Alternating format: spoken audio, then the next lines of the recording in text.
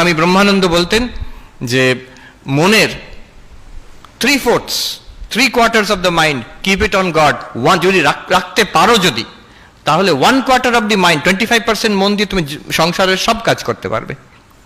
আমরা উল্টোটা করি, ঈশ্বরে মন রাখি না, 100% মন দিয়েও সংসারে কাজ করতে পারছি না আমরা।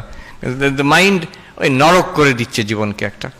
So remember this two things, the quality of your life depends what you think about and how much you think about it. মনের কতটা অংশ সেখানে দিয়ে রেখেছো। And the mind in its own place can make a heaven of hell and a hell of heaven. আমি before we go into Q&A আর দুটো point আমি ছোট ছোট করে বলে দিই। It's important, not directly related to focus, কিন্তু বলা দরকার। একটা হচ্ছে স্বামী বিবেকানন্দ বলছেন ফোকাসের থেকেও আগে more important and enabling quality is faith in yourself. নিজের ওপরে আত্মশ্রদ্ধা, নিজের ওপরে বিশ্বাস। ওই স্বামীজির বিখ্যাত কথা, the old religion said he who does not believe in God is an atheist, the new religion says he who does not believe in himself is an atheist. নিজের ওপরে যে বিশ্বাস করে না যে আমি পারি, I can do it, I cannot, impossibleটা এর থেকে বাদ করে দিয়েছি আমার ভোকাবুলারি থেকে, সেই নাস্তিক, যে বিশ্বাস করে না নিজের ওপরে, সেই নাস্তিক। যে নিজের উপরে বিশ্বাস করে সেই আস্তিক। মহাত্মা গান্ধী বলছেন only he can believe in God who believes in himself. নিজের উপরে যদি বিশ্বাস না থাকে না, যখন মনে হচ্ছে আমি ঈশ্বরে বিশ্বাস করছি, যখন চাপ আসবে, যখন চ্যালেঞ্জ আসবে জীবনে, তখন দেখবে ঈশ্বরের বিশ্বাসটাও নড়ে যাবে। কি জানি সত্যিকারে আছে কিনা কে জানে, আমার তো কোনোটার উপরে বিশ্বাস নেই, নিজের উপরেই তো বিশ্বাস নেই, ঈশ্বরের বিশ্বাসটাও নড়ে যাবে।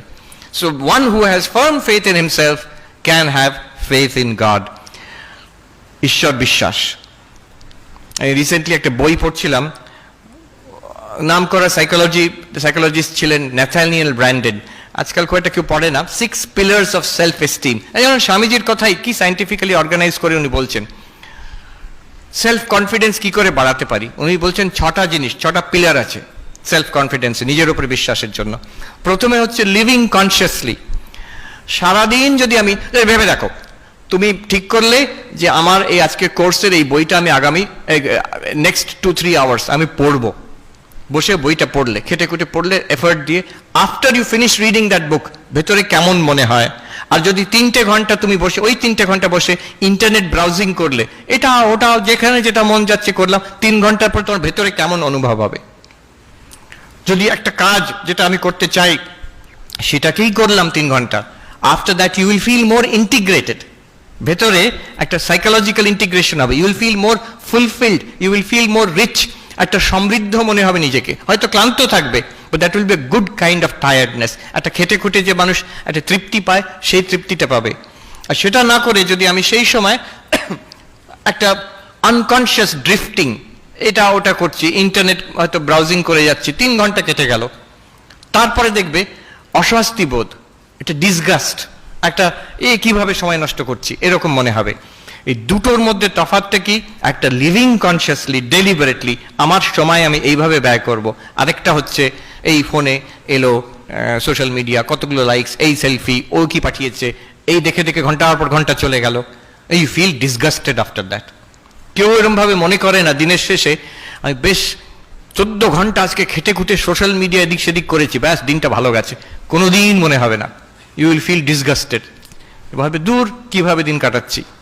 আর সো লিভিং কনসিয়াসলি, স্বামী বিবেকানন্দের কথা একদম হুবহু, power will come, glory will come, all that is excellent and good will come when the sleeping soul is raised to self-conscious activity, self-conscious action. স্বামীজির কথা, ডেলিবারেটলি কনসিয়াসলি যদি আমি জীবন যাপন করি, কোনো স্পিরিচুয়াল কথা সেখানে বলছেন না, this is spirituality. Second, acceptance, practice acceptance. আমি যেমন, আমি নিজে অন্তত স্বীকার করে নেব, নিজের বিষয়ে একটা ফলস ধারণা না রাখা। আমার এই দোষ ত্রুটি আছে, কাউকে বলার দরকার নেই, but I should be aware আমার এই উইকনেস আছে, আমার এই দোষ ত্রুটি আছে। Once I accept myself honestly, একটা ইন্টিগ্রেশন আসবে personality, and that makes you capable of development. উত্তরাখণ্ডে একজন বড় সাধু খুব ভালো কথা বলেছিলেন, আপনা সচ্চাই স্বীকার করনা बड़ी भारी बात होती है।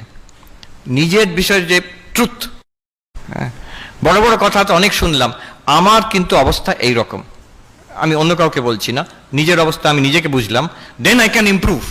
This is a very important একটা স্টেপ। এইখানে ওই ব্র্যান্ডন সাহেব বলছেন প্র্যাকটিস সেলফ অ্যাকসেপ্টেন্স, যে আমি এইরকম, আচ্ছা এবার দেখবো তাকে I can make it better. আমার স্ট্রেংথগুলো, one should not self sabotage, one should acknowledge one's own strengths. Living responsibly, practice living responsibly, মানে দায়িত্বটা নিজের ওপরে নাও। আমরা চট করে, বিশেষ করে ওই দেশে আমেরিকাতে এখন এটা খুব চল হয়েছে, অন্য সবাইকে ব্লেম, তোমার এরকম অবস্থা কেন, তুমি গাঁজা খেয়ে পড়ে আছো কেন, বেশিরভাগ সময় গাঁজা খেয়ে পড়ে থাকে। তো সবাই নয়, অনেকে। যদি সন্ধ্যেবেলা আমি যেখানে থাকি, যদি রাস্তা আমি বেরোই না আশ্রম থেকে সন্ধ্যেবেলা, সব জায়গায় সর্বত্র গাঁজার একটা গন্ধ পাওয়া যায় চারিদিকে। তো কেন এরকম অবস্থা, আমাকে বলে আমার বাবা মা আমাকে অ্যাবিউজ করেছে, কিংবা সিস্টেমটা খারাপ, আমাকে কোনো চান্স পাইনি আমি, এরকম অনেক আছে। এই প্রবলেম সেই প্রবলেম, আমার কোনো প্রবলেম নেই, আমি তো দেবতা, দেবতুল্য মানুষ। ও কোনোদিন সেই লোকটা যার যাই হোক, নিজের ওপরে confidence, self esteem, self confidence কোনোদিন আসবে না যতক্ষণ অন্যদের ওপর চাপিয়ে দিচ্ছি। হতে পারে সিস্টেম খারাপ হতে পারে, আমার অনেক রকম ডিসঅ্যাডভান্টেজ থাকতে পারে, নো ডাউট, কিন্তু আমার একটা বড় কম্পোনেন্ট আছে, এইগুলোকে নিয়ে আমি কি করলাম, সেই রোলটা যদি আমি ফুলফিল না করি, তাহলে কোনোদিন সেলফ কনফিডেন্স আসবে না। বরং অনেক রকম ডিসঅ্যাডভান্টেজ আছে, কিন্তু তার সঙ্গে আমি লড়ে একটা লেভেলে উঠেছি, আমার প্রচন্ড সেলফ কনফিডেন্স আসবে তখন। So accept living responsibly. তারপরে উনি বলছেন যে অ্যাসার্টিভ, প্র্যাকটিস অ্যাসার্টিভনেস। এটা আমাদের ইন্ডিয়ান ছেলে মেয়েদের একটু দরকার। আমরা অনেকে ভালো ভালো ছাত্র আমি আমেরিকায় দেখেছি, ভালো ছাত্র, ভালো মানুষ, ছেলেমেয়েরা ভালো ডিগ্রি নিয়ে এসেছে, রিয়েলি কম্পিটেন্ট, কিন্তু নিজের বিষয়ে একটু লাজুক, ওখানে একটু পুশি হতে হয়, শুধু ওখানে নয়, এখন এখানেও। So what you want to say, please say what you want to say. হ্যাঁ, কথা ঘুরিও না, তুমি যা চাইছো সেটা চাইতে পারো। Remember, always the other person has the right to reject what you are saying. Other person has the right to say no to what you are saying. That's there. Kintu be assertive. Don't be aggressive. Don't be manipulative. But be assertive. Aggressive একদিকে, manipulative একদিকে। Aggressive যারা হয় অনেক সময় শক্তিমান, যারা একটু বুলি টাইপের হয়, তারা aggressive হয়, জোর জার করে চিৎকার চেঁচামেচি গায়ের জোরে করতে চেষ্টা করে। আবার উল্টো হয়, একটু চালাক টাইপের, শ্রুড, তারা ম্যানিপুলেট, পলিটিক্স খেলে করতে চায়। ডোন্ট বি ইদার, দুটোই খারাপ, আর দুটোই আলটিমেটলি ও সাকসিড করে না। মাঝখানে যে অ্যাসার্টিভ, হ্যাঁ, নিজের কথাটা বলতে, ক্লাসের মধ্যে বলতে ভয় পায় না, কাজের মধ্যে বলতে ভয় পায় না, ফ্যামিলিতে বলতে ভয় পায় না, বাট অ্যাসার্টিভলি, নট অ্যাগ্রেসিভলি। সত্য কথা উইথ রেসপেক্ট নিশ্চয়ই বলবে, কেন বলবে না? যা চাইবার কথা চাইবে, কেন চাইবে না? But remember, you may not get, but you have the right to ask. এখানে নিজেকে যখন অ্যাসার্ট করবে, একটা কনফিডেন্স আসবে নিজের জীবনে। আচ্ছা, লিভ পারপাসফুলি। স্বামীজিও বলেছেন অনেকবার, এই ব্র্যান্ডন সাবু বলছেন, কনফিডেন্সের জন্য একটা দরকার এম ইন লাইফ। আমি যদি সবাই যেটা করছে আমি ভেসে যাচ্ছি, তুমি এই যে করছো, এটা তুমি কি চাও? আমি ওরকম ভাবিনি, বাবা মা ভর্তি করে দিয়েছে তাই জন্য আছি আমি।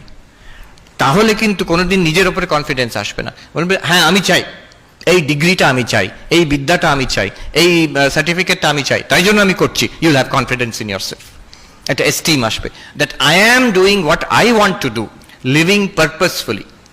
আমি একটা পারপাস নিয়ে বেঁচে আছি এখানে। অনেক সময় চাপে হয়, আমি ভাবি কেন আমেরিকাতে ছাত্র ছাত্রীরা ওখানে এত ফ্রিডম, কিন্তু এত রেসপন্সিবল কি করে?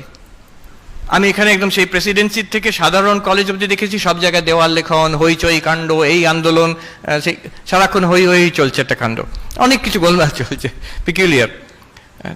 কিন্তু ওই ছাত্রগুলি যখন আমেরিকায় যাচ্ছে, করছে না তো কি? ওখানে খুব কড়া নিয়ম? Not at all, total freedom. One thing is, আমার মনে হয় এখানে সেন্স অফ পারপাসটা একটু কম। এখানে বাবা মারা বাচ্চাদের বাচ্চা করেই রাখতে চায়, তো বাবা মারা সব টাকা পয়সা দিয়ে দিচ্ছে, সব কিছু। এখন তুমি গিয়ে বাবা মার পয়সাতে আহ্লাদে আছো সে কলেজে, এখন সেই তো যা ইচ্ছে তাই করছে।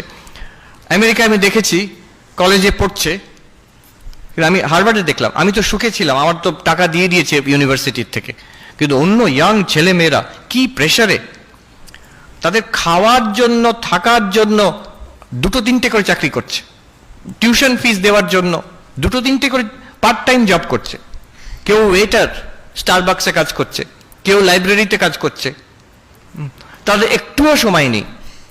পড়াশোনা, এত পড়াশোনার চাপ। আমার তো পড়াশোনা করে আমি একদম সে ঘুরে বেড়াচ্ছি এখানে ওখানে, এই লেকচারে যাচ্ছি সেই লেকচার, ওদের সময় নেই। আর টেনশনও কম নয়, লোন নেওয়া আছে সেটাকে ফেরত দিতে হবে, এরপরে পিএইচডিতে চান্স পাবে কিনা, তারপরে কোথাও চাকরির চান্স আছে কিনা, এইভাবে। তো এই রেসপন্সিবিলিটি খুব কম বয়সে ওদের উপর রেসপন্সিবিলিটি আসে। So we also should have, আমাদের সোসাইটি যেদিকে যাচ্ছে কিন্তু ওই দিকেই যাচ্ছে, so you will also have to live responsibly. And finally most important, একটা সেন্স অফ পার্সোনাল ইন্টিগ্রিটি।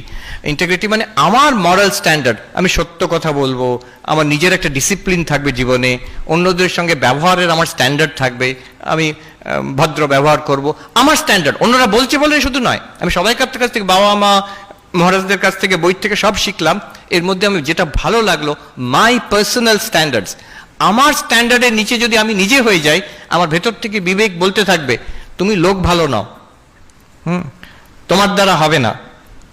যে এই যদি কথাটা বলতে থাকে ভেতর থেকে আমার অন্তরাত্মা, আমার কখনো নিজের উপরে কনফিডেন্স আসবে না।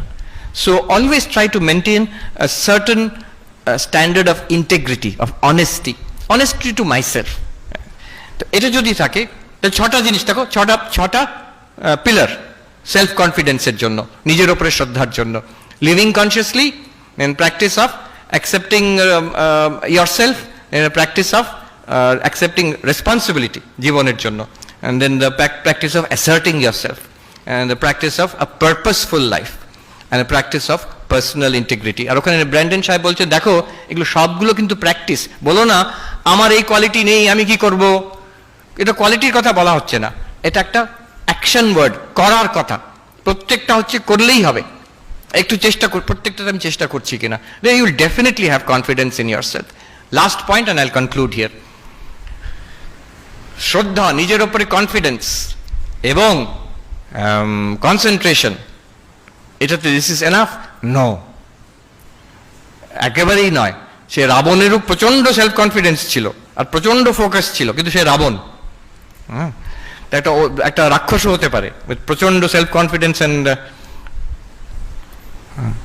বলতে চাই না, একজন বিরাট বড় দেশের লিডার যার জন্য বিরাট যুদ্ধ চলছে এখন, তারও প্রচন্ড কনফিডেন্স আর কনসেন্ট্রেশনও আছে, কিন্তু তাতে অবস্থাটা কিন্তু ভালো, রেজাল্টটা ভালো হচ্ছে না। কিন্তু তার সঙ্গে দরকার এই সেলফলেসনেস, যে নিজের জন্য সেলফিশ, এটা ইম্যাচিওর। যতটা সেলফলেস ততটা ম্যাচিওরিটি। আর এই ম্যাচিওরিটি যে বয়সের সঙ্গে হয় তা নয়, কিন্তু আমি আমার চাই চাই চাই, এটা হচ্ছে একটা ইম্যাচিওর, বাচ্চারা করে। তারপরে যখন when you are teenager or come to your age, a certain amount of selflessness is expected. যত সেলফলেস হবে, যত আনসেলফিশ হবে, you are not the loser, never, you are always the gainer. কিছু না হলে অন্তরে তৃপ্তি থাকবে, বাইরেও সাকসেসফুল হবে। যারা যে কোনো অর্গানাইজেশনে দেখবে most valued member, most respected member, যার প্রচন্ড কনসেন্ট্রেশন আছে, কনফিডেন্স আছে, নো, তাকে দেখলে লোকে বলবে কি স্মার্ট লোকটা দেখেছো, কি ব্রিলিয়েন্ট লোকটা দেখেছো, কিন্তু মানুষ হিসেবে অত্যন্ত বাজে লোক একটা। কিন্তু যে সবচেয়ে সেলফলেস, যে সবচেয়ে অন্যদের জন্য সময় দেয়, অন্যদের জন্য অলওয়েজ দেয়ার ফর আদার্স, এই selflessness, unselfishness is a test of truth. একটা জিনিস যত আনসেলফিশ, যত selfless, that is closer to the truth. Swami Vivekananda এই কয়েকটা টেস্ট দিয়েছেন truth. That which makes you strong, that is the truth. That which makes you weak, reject as poison. That which unites, that is truth. That which divides, that is falsehood. That which is unselfish is truth. That which is selfish is falsehood. So a selflessness, এই তিনটে জিনিস আজকে I am sharing with you, and it is like a philosophy of life. First, আমার বলা উচিত ছিল self confidence. Second, your power will come from focus. যতটা focus করতে পারবে ততটা। আমি মাঝে মাঝে বলি, আমেরিকাতে তো এখন টাকা যাদের আছে তাদের কথা বললে লোকে শুনবে, আচ্ছা আচ্ছা। তো বলছে ওখানে ওয়ারেন বাফেটের কথা বলো, ওয়ারেন বাফেট খুব বড় ইনভেস্টর, মানে one of the richest people, আর $multi-billion বিজনেস এসব আছে। তো সবাই জিজ্ঞেস করে আপনার সাকসেস, স্টোরি অফ সাকসেস কি, সিক্রেট অফ সাকসেস, কি করে এত ধনী হলেন? উনি সবসময় বলেন, I can tell you, you can also do it, but I know you will not do it. কি সেটা? বলছে দিনে আমি 500 পাতা, অন্তত 500 পাতা পড়াশোনা করি, 500 pages a day. 500 pages a day কম কথা নয়। আমি হার্ভার্ডে যখন অ্যাসাইনমেন্ট করতাম তখন হয়তো দিনে 200-300 পাতা পড়তে হতো, তার বেশি নয় ম্যাক্সিমাম। তো একটা মানুষ এখন 80+ ইয়ার্স বলছে আমি প্রতিদিন 500 পেজেস পড়ি, নিজের বিজনেস সম্পর্কে আর অন্য জিনিসও। এটা সবাই পারে, তোমরা করবে না আমি জানি, বলছি তোমাদের সিক্রেটটা। তো this is the thing, the focus, the power of intense focus. আমেরিকাতে হিরো হচ্ছে এইসব বিলিয়নিয়াররা। এখন ইলন মাস্কের নাম শুনেছো? ইলন মাস্ক শুনেছো? তো ওখানে ওইসব এরা সব হিরো। তো ইলন মাস্ক যখন ছোটবেলায় স্কুলে পড়তো তখনকার দিন ওই বই এনসাইক্লোপিডিয়া ব্রিটানিকা 2বার পড়েছে, পুরো এনসাইক্লোপিডিয়াটা। স্কুল স্টুডেন্ট বলে অন্তত তাই। স্বামী বিবেকানন্দ পড়েছিলেন, আমরা গল্পতে পাই। এই শরৎচন্দ্র বেলুর মঠে গিয়ে জিজ্ঞেস করছেন স্বামী বিবেকানন্দকে, এই এতগুলো মোটা মোটা বই একটা মানুষ জীবনে পড়তে পারে? তখন 10টা ভলিউম ছিল। তো স্বামী বিবেকানন্দ বলছেন তুমি কি বলছো, এর 9টা ভলিউম আমি পড়ে নিয়েছি, I am on the 10th, you ask me anything from the 9 volumes. তো শরৎচন্দ্র আবার বার করে করে জিজ্ঞেস করছেন র্যান্ডম, এখান থেকে ওখান থেকে, আর স্বামীজি প্রত্যেকটা আনসার দিলেন ঠিক ঠিক, কোনো কোনো জায়গায় কমা ফুল স্টপ অব্দি বলে দিলেন। তো শরৎচন্দ্র অবাক, কি করে সম্ভব? বলছেন by concentration and purity of mind it is possible. সবাই করতে পারে, অতটা না পারলেও অনেকটা পারি আমরা, যা পাচ্ছি তার থেকে অনেক বেটার হতে পারে। তো ইলন মাস্ক তো ও তো বলছে পড়েছে 2বার এনসাইক্লোপিডিয়া ব্রিটানিকা। তোমরা পড়তে আরম্ভ করো না, এনসাইক্লোপিডিয়া ব্রিটানিকা পড়তে হবে তা বলছি না, but the idea of focus. And third, very important, selflessness, little bigger than me. আর সেটা পরে হবে, এখন নয়, এখন তো আমি ছোট, আমি ছাত্র না, এখনই হবে, এখনই হবে। আমি একটা মজার ঘটনা বলে শেষ করি। আমি বিএড কলেজে ছিলাম, তো আমরা ইন্টারভিউ করতাম, যারা বিএড পড়তে আসবে তাদের ইন্টারভিউ করতাম। তো মজার মজার ঘটনা হতো মাঝে মাঝে। হ্যাঁ, আমার মনে আছে বাংলার ইন্টারভিউ হচ্ছে, একজন ক্যান্ডিডেট এসে বসেছেন, তাকে প্রশ্ন করা হচ্ছে, আচ্ছা বলো তো সরলা গোস্বামীর নাম বলো। তো সেই ছেলেটি, মাস্টারমশাই, বাংলার মাস্টারমশাই, সে বলছেন রূপ। আমাদের দিকে তাকাচ্ছে ঠিক হচ্ছে কিনা, সনাতন, আর মনে পড়ছে না। তারপরে বলল জয় গোস্বামী, যিনি বাংলার মাস্টারমশাই, উনি উফ। তো সেইখানে একজন ক্যান্ডিডেট এলেন, বিরাট লম্বা দাড়ি, এরকম ঝাঁকড়া ঝাঁকড়া চুল, আমরা দেখে তো অবাক হয়ে গেছি। কি ব্যাপার? বলছে আমি কালীর সাধক।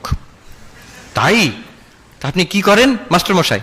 বলছে আমি রাত্রিরে কালী কীর্তন করি। তা আমাদের ওয়ার্ডেন মহারাজ যিনি ছিলেন উনি বললেন যে বাবা তুমি এখানে যদি এরকম করো তো অন্য ছাত্ররা তোমার পেছনে লাগবে, তুমি থাকতে পারবে তো হোস্টেলে? ও খুব মিষ্টি ভাষী, উনি বলছেন, ওই বলছে যে আমার কোনো অসুবিধে নেই মহারাজ, ওরা থাকতে পারবে কিনা সেটা সন্দেহ আছে। এত কনফিডেন্স নিজের ওপরে। কিন্তু পরবর্তীকালে দেখা গেল ওনার এত সুন্দর ব্যবহার, এমন লিডারশিপ, সব ওই ব্যাচের, এখনো অব্দি আমি মনে রেখেছি, হ্যাঁ, সব ছাত্ররা আজ অব্দি ভুলতে পারেনি তাকে। সে সবাইকার জন্য always ready to help everybody, সবাইকার সঙ্গে মিষ্টভাষী। Within few days he became the leader of the entire batch. যত আমাদের কাজ, জগদ্ধাত্রী পুজোর খাওয়া টাওয়া সব কিছু উনি দায়িত্ব নিয়ে করে, আর একবারও রাগ করা নয়, বিরক্তি নয়। আর অদ্ভুত দেখলাম সবাই ওর কথা শোনে, সবাই। কালীর সাধনা কিছু ব্যাপার আছে বলে মনে হচ্ছে, কিন্তু ওই আনসেলফিশ, সব সময় সবাইকে সাহায্য করার জন্য। কারোর শরীর খারাপ আছে, কারোর কিছু দরকার, ও ছুটে গিয়ে আগে আগে করবে লিডারশিপ। এখন স্কুলের হেডমাস্টার আছেন বলে আমি শুনেছি। এই বলে আমি শেষ করছি। Thank you very much for inviting me here. Thank you.